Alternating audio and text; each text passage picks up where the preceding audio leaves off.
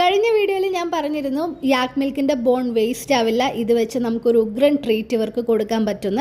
അതിന് വേണ്ടിയിട്ട് നമ്മൾ ഇതൊന്ന് മൈക്രോവേവിൽ വെക്കുക, എന്നിട്ടൊരു 40 സെക്കൻഡോ 50 സെക്കൻഡോ ഒന്ന് ചൂടാക്കി കഴിയുമ്പോൾ നമുക്ക് നല്ല പഫി ആയിട്ടുള്ളൊരു ട്രീറ്റ് കിട്ടും. ഇതിനൊരു പ്രത്യേക സ്മെല്ലും ഉണ്ട് കേട്ടോ, നല്ലൊരു സ്മെല്ലാണ്.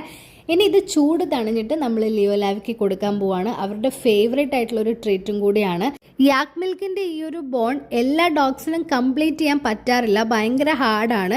ലിയോ ഇവിടെ കംപ്ലീറ്റ് ചെയ്യാറില്ല, പക്ഷേ ലാവി ഭയങ്കരമായിട്ട് ഹാർഡ് വർക്ക് ചെയ്ത് അത് കംപ്ലീറ്റ് ചെയ്യാറുണ്ട്.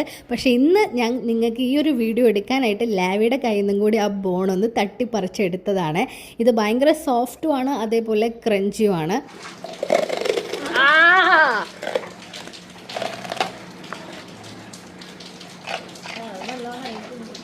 ലിയോ ലാവിൻ്റെ ഇത് കഴിഞ്ഞു.